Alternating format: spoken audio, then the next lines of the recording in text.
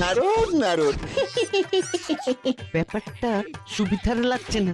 ও বাবা, এ যা মারপিট দেখছি, গোপাল দাদাকে খবর দিতে হবে তো।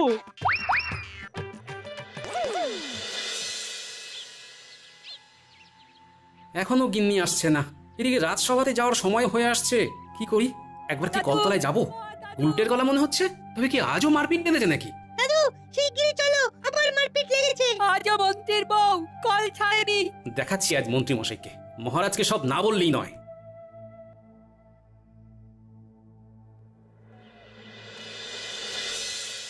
মন্ত্রীমশাই, ও মন্ত্রীমশাই। যাই যাই যাই।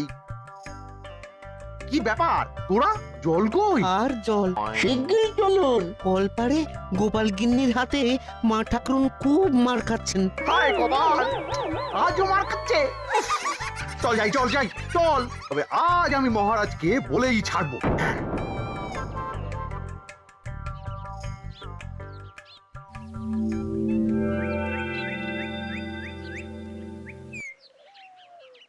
হ্যাঁ, মানে ব্যাপারটা কি?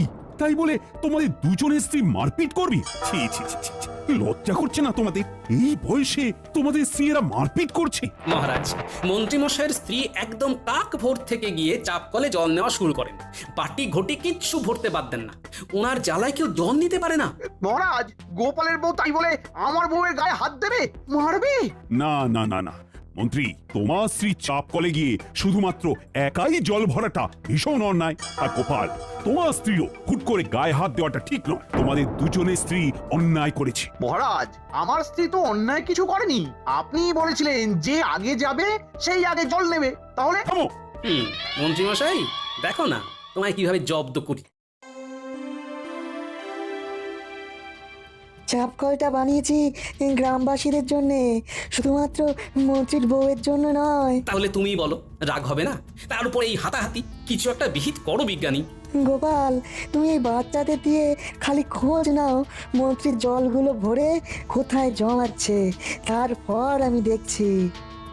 ন্যাপলা, গুলটে, তাহলে বুঝলি তো কি করতে হবে? মন্ত্রী মশাই জলের পাত্র কোথায় লুকিয়ে রাখছেন তা দেখে আসতে হবে। আমরা এই যাব আর এই আসবো।